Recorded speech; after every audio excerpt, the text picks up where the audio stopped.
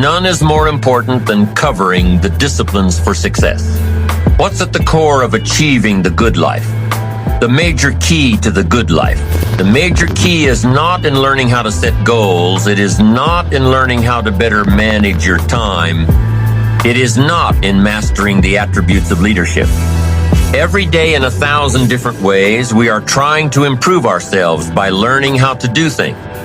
We spend a lifetime gathering knowledge in classrooms, in textbooks, in experiences. Now, if knowledge is power, if knowledge is the forerunner to success, then why do we fall short of our objectives? Why, in spite of all our knowledge and in spite of our collective experiences, do we find ourselves aimlessly wandering, settling for a life of existence rather than a life of substance? There may be many answers to this question. Your answers may be different than your associates or your spouses or your friends. While there may be many answers to this question, the fundamental answer is the absence of discipline. Applying all that we know. That's the key word, discipline, self-discipline. We might add one more word here, consistent. Consistent self-discipline. It doesn't really matter how smart you are or how much you know if you don't use it. It doesn't really matter that you graduated magna cum laude if you're stuck in a low-paying job. It doesn't really matter if you attended every seminar that comes to town if you don't apply what you've learned. Better than knowledge is applied knowledge. And once we've applied our knowledge, we must study the results of that process. Apply our knowledge, study the results. Refine our approach. Finally, by trying and observing and refining and trying again, our knowledge will inevitably produce worthy results, admirable results. And with the joy and results of our efforts, we continue to apply, to learn, to observe, to fuel our ambition with the positive reinforcement of continued progress. Pretty soon, we'll find that we're swept into a spiral of achievement, a vertical rise to success. And the ecstasy of that total experience makes for a life of triumph over tragedy, dullness, and mediocrity. But for this whole process to work for us, we must first master the art of discipline, self-discipline, consistent self-discipline. It takes consistent self-discipline to master the art of setting goals, to master the art of time management, to master the art of leadership, to master the art of parenting and relationship. If we don't make consistent self-discipline part of our daily lives, the results we seek will be sporadic and elusive. It takes a consistent effort to truly manage our valuable time, or we'll be consistently frustrated. Our time will be eaten up by others whose demands are stronger than our own. It takes discipline to conquer the nagging voices in our minds, the fear of failure, the fear of success, the fear of poverty, the fear of a broken heart. It takes discipline to keep trying when that nagging voice within us brings up the possibility of failure. It takes discipline to admit our errors and recognize our limitations. The voice of the human ego speaks to all of us. Sometimes the voice of ego says that we should magnify our value beyond our result. It leads us to exaggerate, to not be totally honest. It takes discipline to be totally honest, both with ourselves and with others. Be certain of one thing: every exaggeration of the truth, once detected by others, destroys our credibility and makes all that we say and do suspect. As soon as a business colleague figures out that we tend to exaggerate, guess what? They'll always think we exaggerate, and they'll never quite hold us in the same regard again. The tendency to exaggerate, distort, or even withhold the truth is an inherent part of all of us.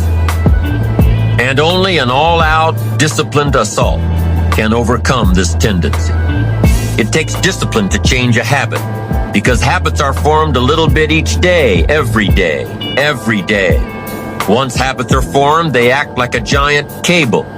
They act like a nearly unbreakable instinct that only long-term disciplined activity can change. We must unweave every strand of the cable of habit slowly and methodically until the cable that once held us in bondage becomes nothing more than scattered strands of wire. It takes the consistent application of a new discipline, a more desirable one, to overcome one which is less desirable. It takes discipline to plan. It takes discipline to execute our plan. It takes discipline to look with full objectivity at the results of our applied plan. And it takes discipline to change either our plan or our method of executing that plan if the results are poor. It takes discipline to be firm when the world throws opinions at our feet. It takes discipline to ponder the value of someone else's opinion when our pride and our arrogance leads us to believe that we are the only ones with the answer. Discipline is a constant human awareness of the need for action and a conscious act by us to implement that action. Discipline is an awareness of the constant need for action and a conscious act to implement that action.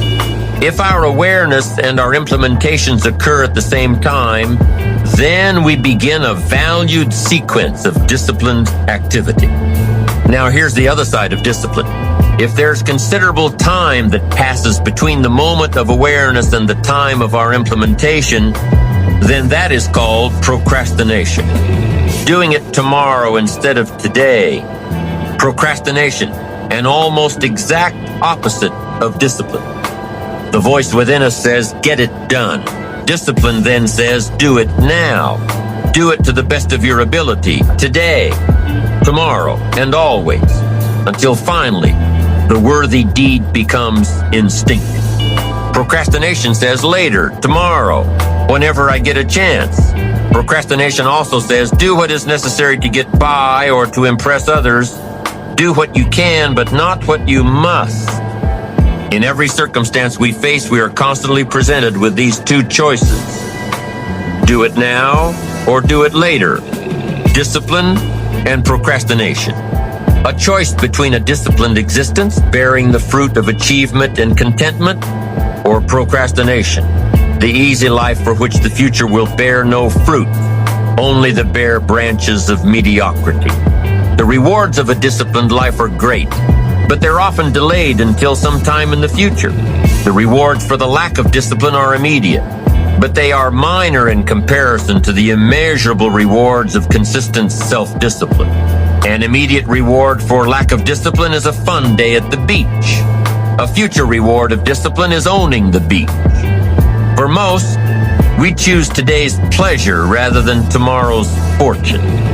So how can you get rid of the easy distraction? How can you keep your mind on what you're trying to do? How can you keep an attitude of doing it all and doing it now? How can you make the choice of discipline over procrastination? How can you stay focused on your ambitions? How can you avoid conversations at the water cooler? You can keep your focus on your work. You can get it done today instead of tomorrow. You've got to really work on your consistent self-discipline on a daily basis, or you'll find yourself distracted. Distracted by negative thoughts, distracted by negative people, distracted by water cooler chatter, and pretty soon, depending on the type of people you've associated with, distracted by your doubts within yourself. Never underestimate the power of influence and associations, and never underestimate the power of your own consistent self-discipline. Now let's take a closer look at discipline. True discipline is not the easiest option. Most people would rather sleep until 10 o'clock than get up at 6. It's easier to go to bed late, sleep late, show up late, leave early.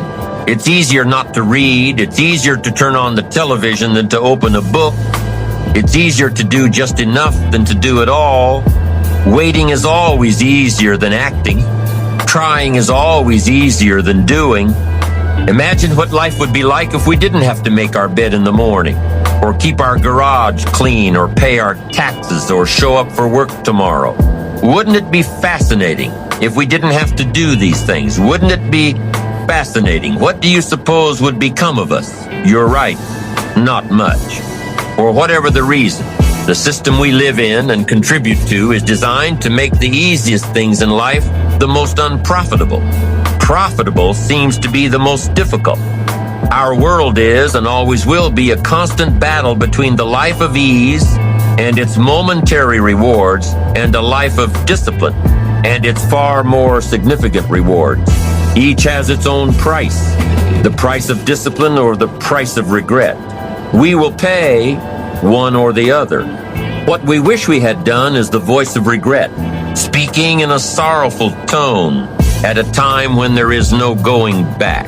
This is regret. No second chance. No, what would I do differently? Choose one or the other, but both will have their price, the price of discipline or the price of regret. One costs pennies, the other a fortune. Dostoevsky said, "There are hundreds of young men who would die for the truth, but very few who would spend 5 years